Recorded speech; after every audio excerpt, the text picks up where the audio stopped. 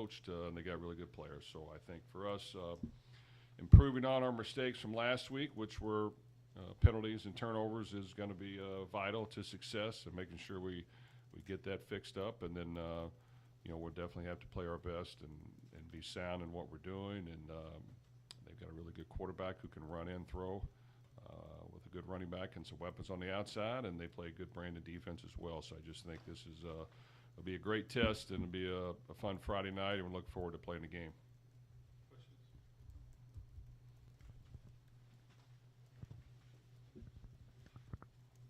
When you went back and looked at the tape, what did you get out of that game Saturday? What were you able? What data do you have? What do you feel like you learned, if anything? I think it's disappointing to have that many penalties, but to have them in that type of game is good for us. Quite a few of them are correctable and things we can fix. Probably over half of them were with new players that we had on the team that we just got to teach what is a hold and what's not, and certain things you got to be physical to a certain extent, and you've got to give in at certain points when you're getting beat or you're losing placement on a defender or someone you're blocking. So fixing the holding calls will be crucial.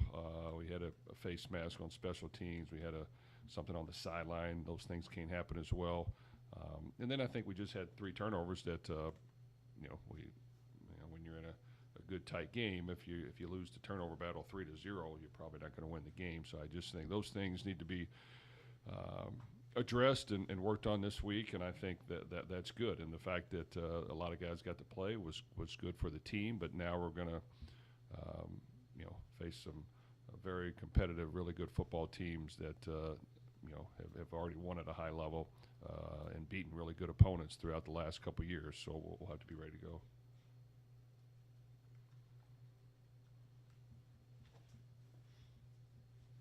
Jeff, what was your impression after seeing the rest of the league? Not necessarily in how they played, but just did that reinforce what you thought the ACC would be with the marquee wins for Florida State and last night Miami?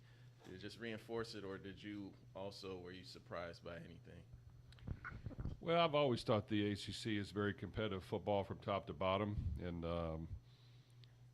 I still think the same thing.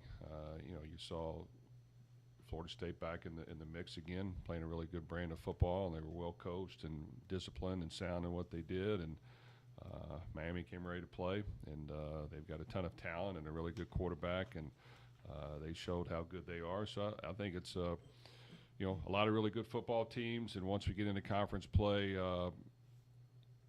you have to be ready to go every week, or you're just not going to win. We had that last year. Yes, we lost a lot of close games, not a lot, but we lost some close games.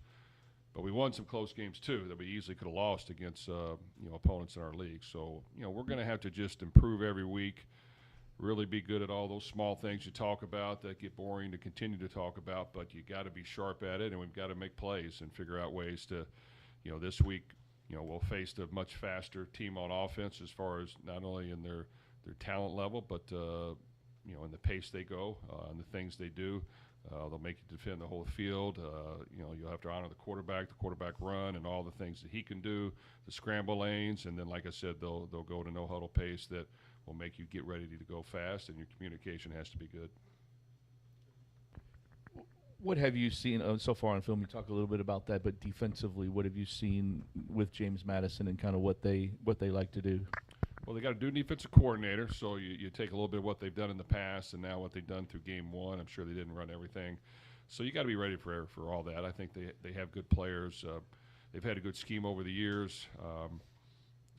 They'll be aggressive in their approach. So I think we're preparing for a lot, not knowing what we're going to see. But I think we go against a lot with our defense, all spring and summer. So hopefully we'll be ready to go. Jeff, kind of a random philosophical question, but there were a couple guys during fall camp who talked about how they wanted to transfer, then decided not to in offseason. There were a couple guys who did enter the portal, but then withdrew. I guess, how do you approach those conversations in terms of allowing that grace to come back, whereas some coaches say once you're in the portal, that's it? Well, in the end, like I said, for us, this is today's college football, as people want an opportunity to play and go somewhere and play.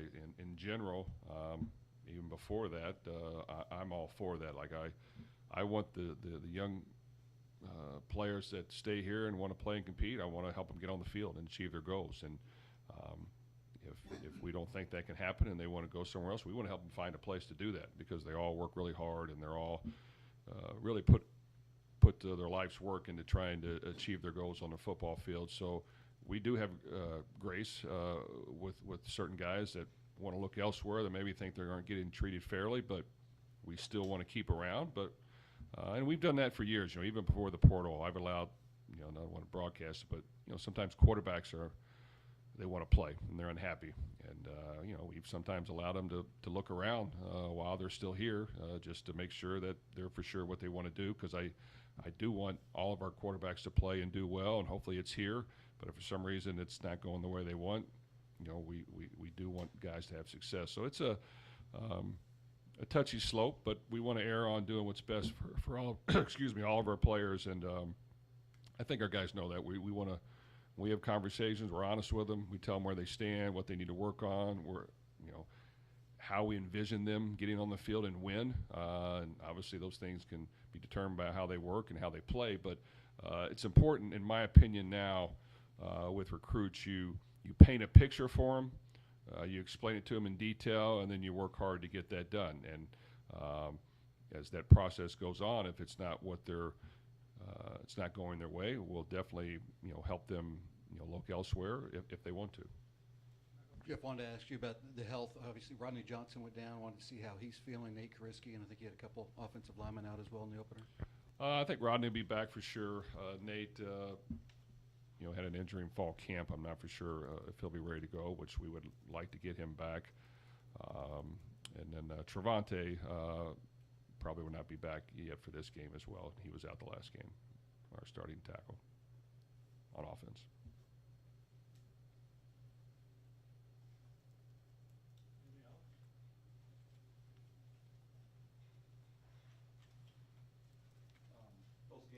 Games like Eastern can go a lot of ways. You've seen probably teams come out flat. It didn't appear. It looked like your guys were well prepared, penalties notwithstanding. Came out on the attack. There wasn't a whole lot of issues getting plays in, getting called, breaking away when they needed to break away.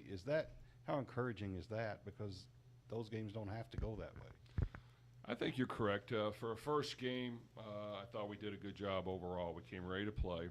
We made enough plays on offense to score points. We did a good job on defense of getting set and lined up and making tackles and communicating. And that happened throughout the first half for the most part. In the second half, I know what the score is. We're not going to be quite as aggressive. We're going to play a bunch of guys.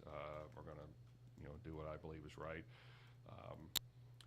So yes, we did see that. Now, like in everything, it was, a good first game to get your feet wet. Now, we've got a lot of really good opponents coming up that are talented and that can win football games against anybody.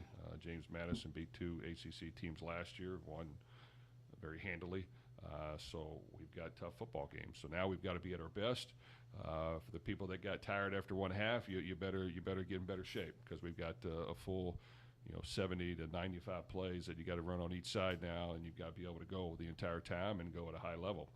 So that endurance and intensity has to pick up, and that'll continue throughout the rest of the year. And for sure, we've got to show up Friday and be ready to play for 60 minutes.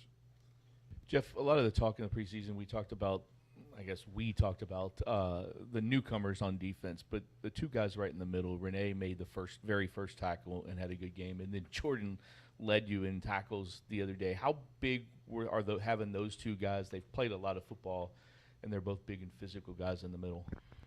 As we evaluate our team, without question, the guys that have been here, they show up, and you can count on them. And those are two young men that have been here. They understand what we're doing, the speed of the game, our package, how we practice, what we need to work on, and they definitely made a lot of plays. And but there were some newcomers that stood out as well. Cleve Lubin on the outside, and some others. Jabari Mack at corner. I mean, a lot of guys have stepped in and done a good job. But creating that mix, I think we've got a good plan for it. Obviously, we'll be tested this week, but I think we have some depth at certain positions, and throughout the year, at some point they're all going to have to play, and you never know how much.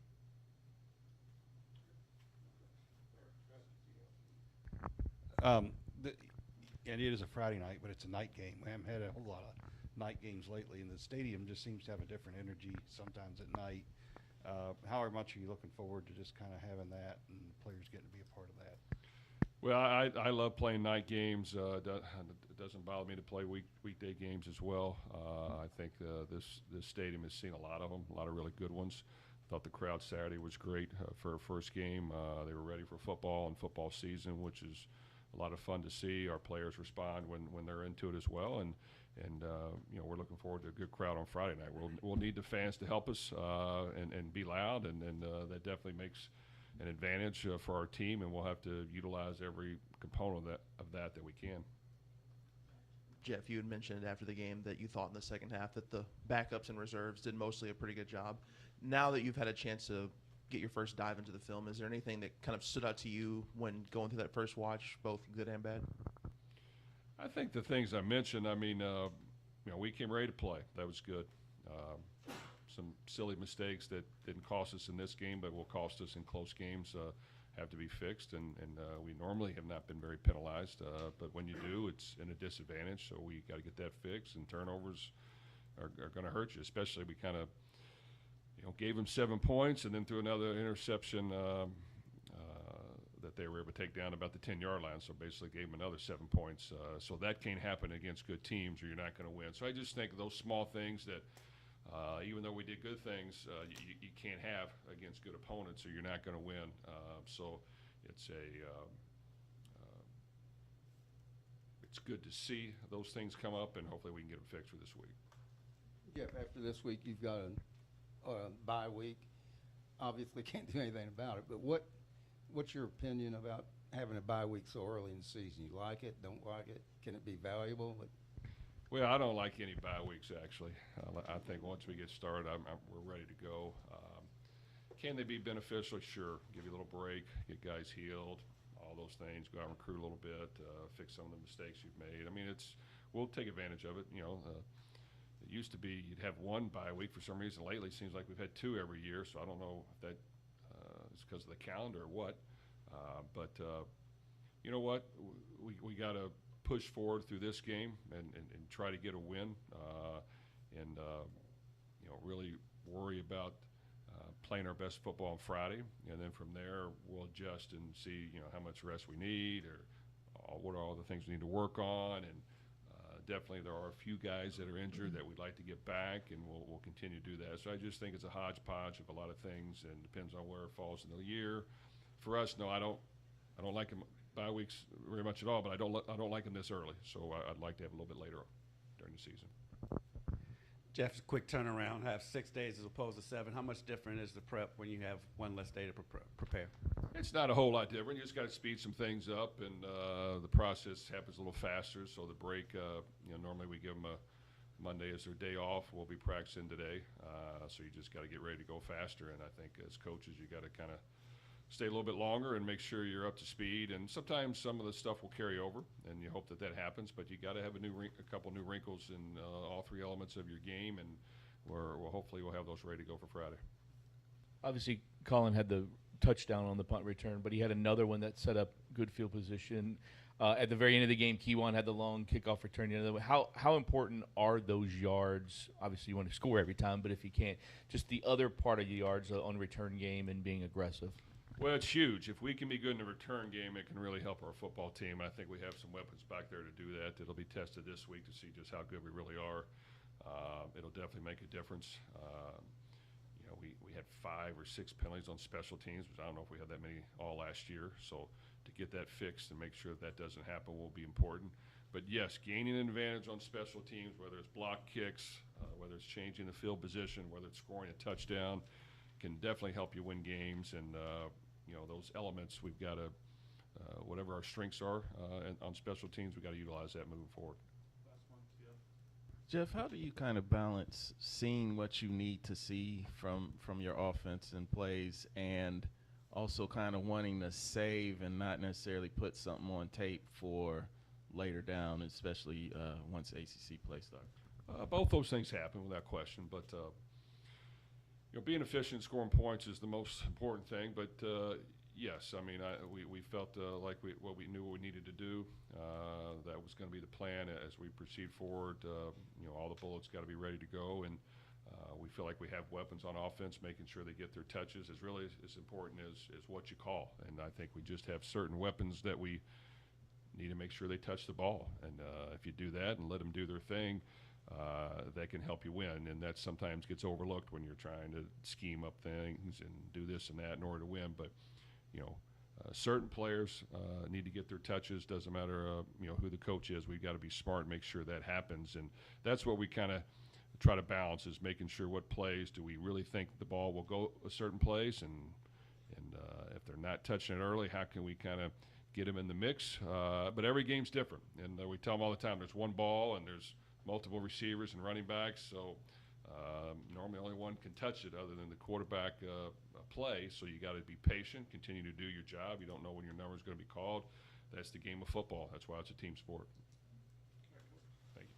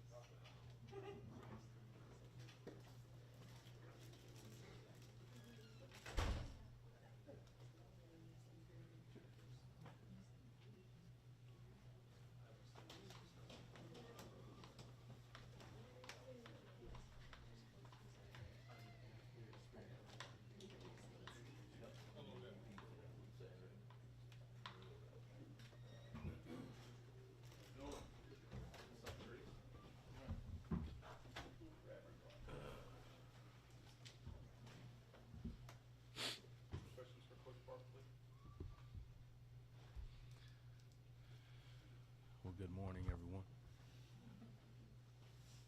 Chris, you've got so many running backs, and I know a coach's job isn't necessarily to keep guys happy, but yet at the same time, how do you encourage those guys and keep everybody engaged when they all would like to play probably more than they are? It can be challenging at times to keep those guys all happy. I mean, we have a lot of good players on our team. Outside of our room, we've got some really good receivers. I'm sure they'd like a few more touches. Got some good tight ends. They'd like a few more touches. And I think it's just a matter of them understanding that it takes all of us to be successful for the entire season. I mean, very rarely do you see, one back really do take the workload the whole season. I mean, there's very few Derrick Henrys out there in the world, so you try to do the best you can to preserve those guys, and I think they appreciate that. Try to keep an eye on the odometer, so to speak, throughout the game and see where we are from a rep standpoint. Just trying to make sure that we all have a chance to be fresh when we're in the game and give the defense different looks that they have to prepare for. And it helps when those kids, they cheer for each other. They're really, really tight, and they love to see each other have success. But I just continue to try to challenge them in different ways and keep them hungry in that aspect. When we talked to you last month, you were talking about Isaac and trying to make sure he stayed focused in the off season and that. What did you see during the off season that kind of led to at least the first game? I mean, there wasn't many carries, but they were good carries. I think I saw more of a commitment in the weight room from him. Talking with our strength staff, I think they do a tremendous job of challenging our guys and pushing them in ways that I think are specific to the position. And, I really thought he took a step in the weight room this offseason. And it shows. I mean, I think physically he looks a little different this year. He's a little thicker, a little heavier, a little sturdier runner. Those are some of the things and the aspects that we were trying to capture. And some of the things I brought up to his attention as we watched some of the big plays he had last season and things. There were some yards that we left on the field. And I think it's just a matter of gaining strength, adding a few more pounds, being a little bit more sturdy in between the tackles, being able to play a little better through contact. Those are some of the things that we highlighted. And he agreed, and so I think he's really tried to take a concerted effort and focus on building muscle mass this offseason and still being able to keep his speed and explosiveness. Coach, Duke didn't get many carries on Saturday, but had a heck of a catch in the end zone. Can you talk about his progression, not just carrying the ball, but especially in the receiving game as well? Well, I mean, that's the area that I wanted Duke to have more carries. I didn't realize until we got far along in the game that he only had 2 carries, and at that point the game was pretty much we had built a good lead, and he understood he's a competitive kid, but he also roots for the other guys, and that's the area of his game where I really thought that as we looked back from last season and watched the things that we can prepare and get better at, I thought that was the one area he really needed to work on the most was tracking the football. He's he's a really, really competitive kid. That area of his game he can still evolve in some, and he's really done a good job. I mean, just catching a lot of passes throughout the summer, be it on the jugs or from the quarterbacks, from different angles, seeing it over the right shoulder, seeing it over the left shoulder, seeing it 10 to 15 yards downfield. And so I was just tickled to death to see him bring that 30-yard pass in, because I know how much he's worked on it, and I know how much it meant to him. And so I was just fired up for him. Just going down the list of running backs, obviously, Duke and Isaac are really special talents right now. Obviously, following up really good freshman years. But where does Keywan kind of fit in things, whether that be, leadership on the field? How does he kind of factor into the running back room?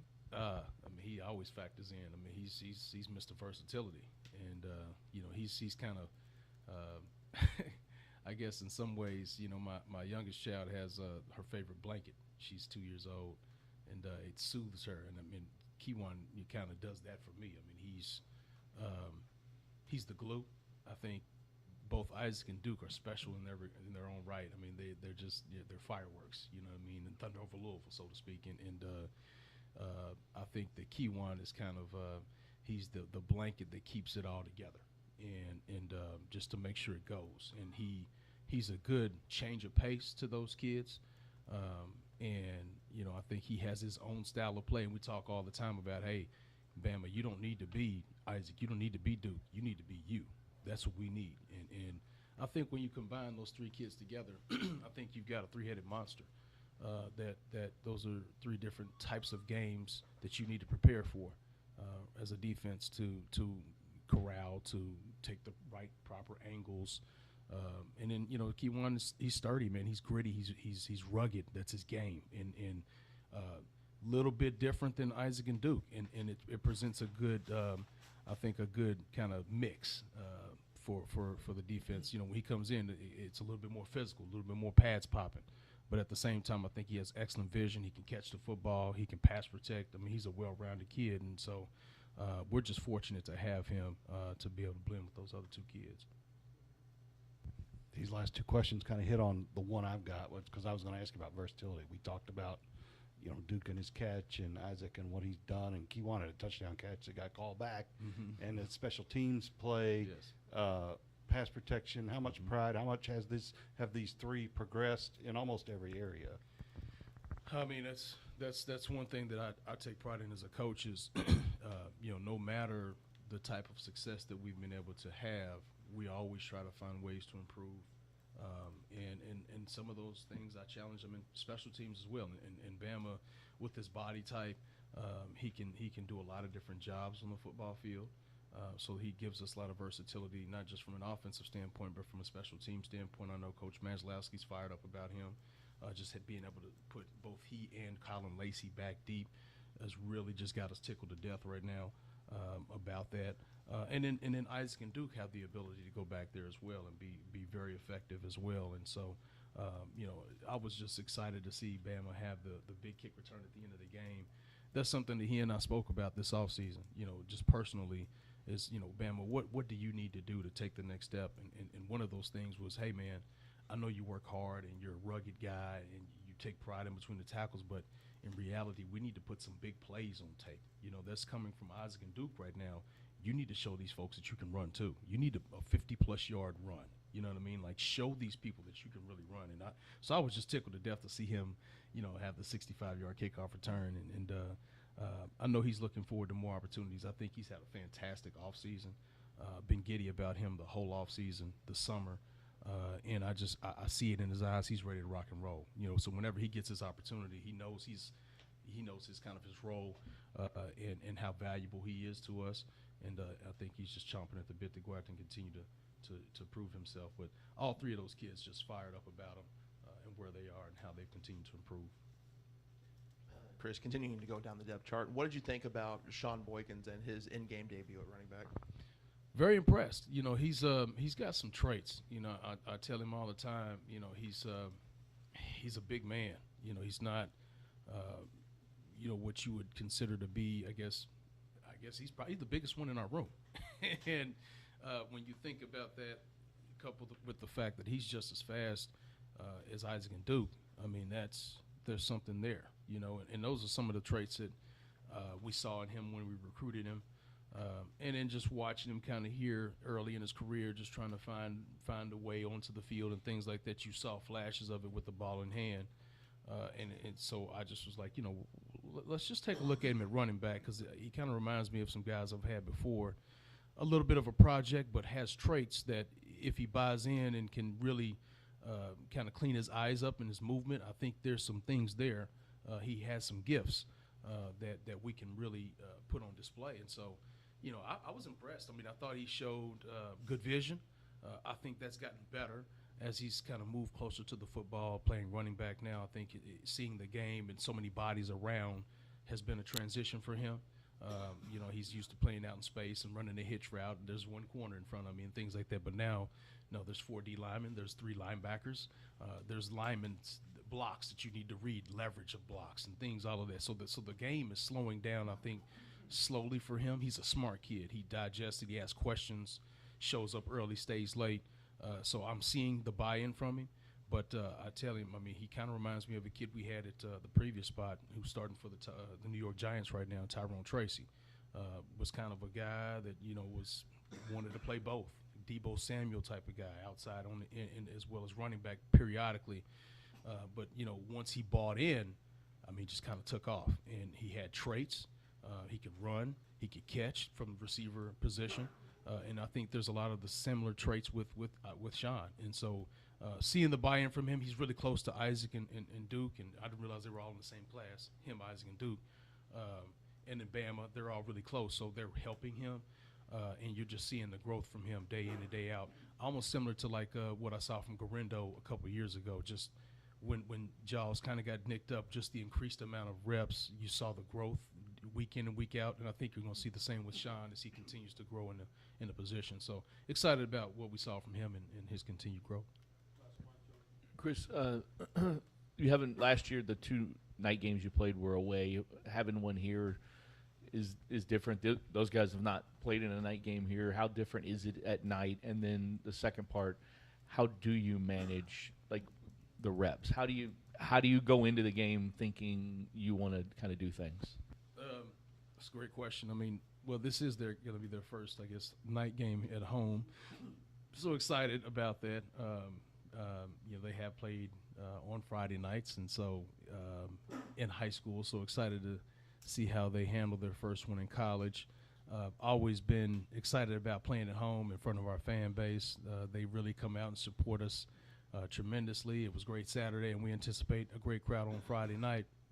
I know we'll compete with local high school football a little bit, but we're excited about the opportunity to go out there and compete. And I know these young men, regardless what day we play on, if we play Tuesday at 4:30, I mean, they're going to be excited to play. And then just as far as these young men repetitions and how they split up, I mean, I think obviously there's a plan when we go into each game, and I think I kind of read it as we go. As it's flowing, I kind of get a feel for it. I track reps. You probably see me writing a lot on the sideline just to give the guys feedback, but also keep an eye on the odometer and see where we are, see what's going on in the game, how the game is flowing, who's hot, who's not, and just get a feel for it that way. So it may differ from game to game. And then, of course, at times injuries happen. And so I got to be prepared for that. And I think those guys do a good job staying ready. But, I think it kind of goes game by game. And it's going to be my intention to get all three of those guys involved every week. Yeah, that's the intention. And if we're blessed and fortunate enough to play others, we can play more. But those three have to be involved, in my opinion, every week. Thanks, Christy, man. Appreciate you all.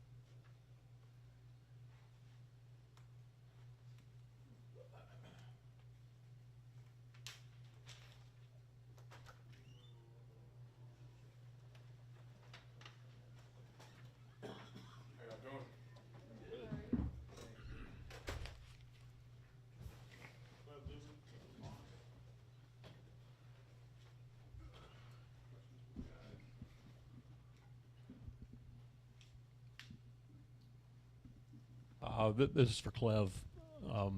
Miller came in, highly touted transfer quarterback like always. But how good did you feel to perform the way you did and the way the defense played the other day? Definitely exciting. It's a start to new beginnings. Just beginning the season, just trying to build on what we did this weekend and go on to Friday and keep doing that. I'll stick with you, Clev. You guys got an offense coming in that's got a quarterback that can run and throw. How much of a challenge is it to face a dual threat quarterback like that? Definitely more challenging. I actually played against him last year. Did a lot of different things. So I think with this unit, we got a lot of guys who put pressure up front in his face and then around the edge, just controlling that and then make it easier on the back end.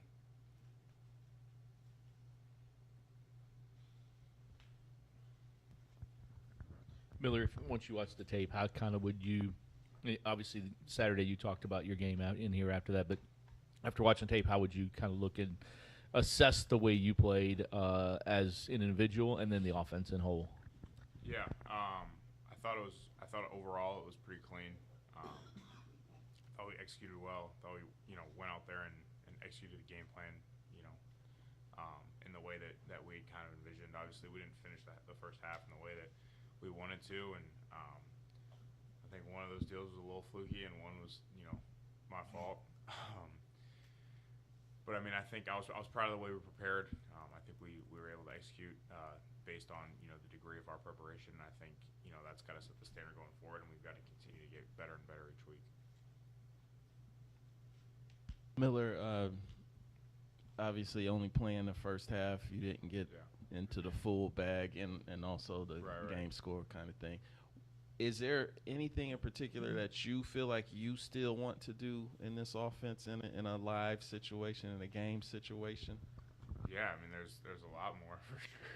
I mean, obviously, if we were allowed to, I think every single one of us would have wanted to play the entire game. I think that's kind of the makeup of this offense and of the character of those guys on that unit. I think we were able to do some different things. We were able to play under center, throw play action. Thought we ran the ball great. But I mean, I think there's always things that you want to showcase. I think in some ways that's dictated based on what you're seeing offensively and the ways you're going to attack defenses. And in a lot of ways, Coach Brohm's bag is pretty deep. So we're excited to continue to showcase that. Miller, after the game, you made some comments about how cool you thought the environment was. You even mentioned the Joker and the Thief music and just the whole crowd involvement. And you've been obviously a lot of places. Can you compare it? And did it surprise you, the game day atmosphere here? Yeah, it did, definitely. I mean, I played my earlier parts of college football in a place that, has a lot of different, attractions about the city and stuff like that. So it's not a place that's necessarily focused on the college team in that area. So I think, being in a situation where that is the case is really, really cool. To see the support of the city, how they get up and support the team has been awesome. I think the traditions are really cool. I mean, obviously I've been, to a number of places. I think, playing at the University of Oregon was really cool. playing at Michigan was really cool. Playing at Utah was really cool. But I think, you know, our home environment, you know, rivals all that. And I'm excited to see how, you know, the fans continue to support us throughout this year. And, you know, hopefully we'll give them something to cheer about.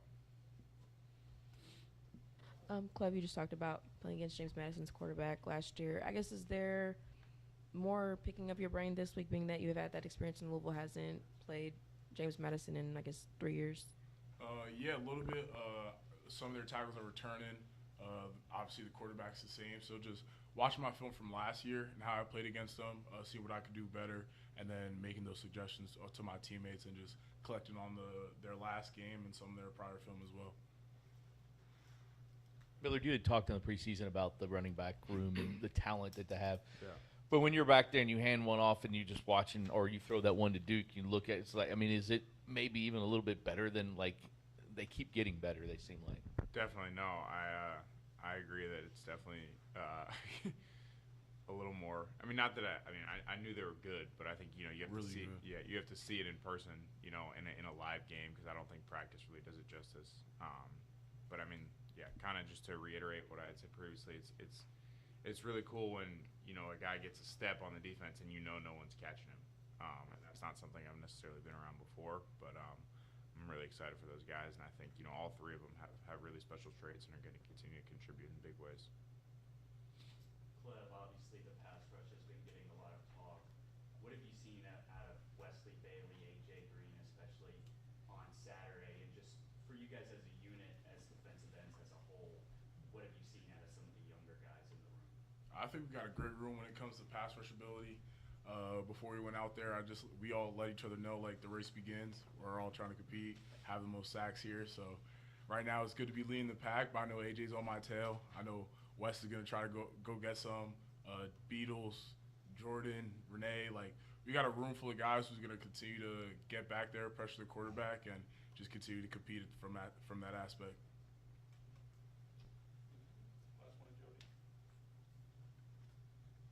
You just mentioned Jordan and Renee. How big is it to have those guys who've been here for a year and they're in the middle there? They kind of start things. How big is it to have them as maybe leaders and kind of leaders of that pack? And then Miller, can you answer how difficult it is to go against this defense and the pass rush?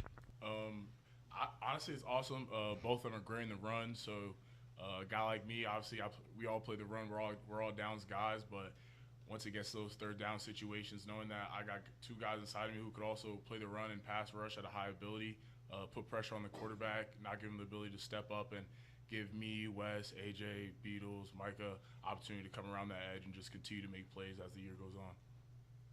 Yeah, I mean, I remember being like halfway through spring and Brian making a comment in our meeting room, like, I think our D-line, our front seven is really, really good. And I think, you know, we showcased that to a degree on Sunday, and those guys are going to continue to get better. I know they've definitely made our offensive line better throughout camp, and they've definitely made me a lot better in terms of, you know, forcing me to get the ball out on time, make quick decisions and stuff like that. So they're a great group. I'm super proud of them and excited to see what they continue to do. But I'm definitely glad that other teams get to go against them now and not me. Should be happy 50 on your side. Thank you guys. Thank you guys. Have a good one.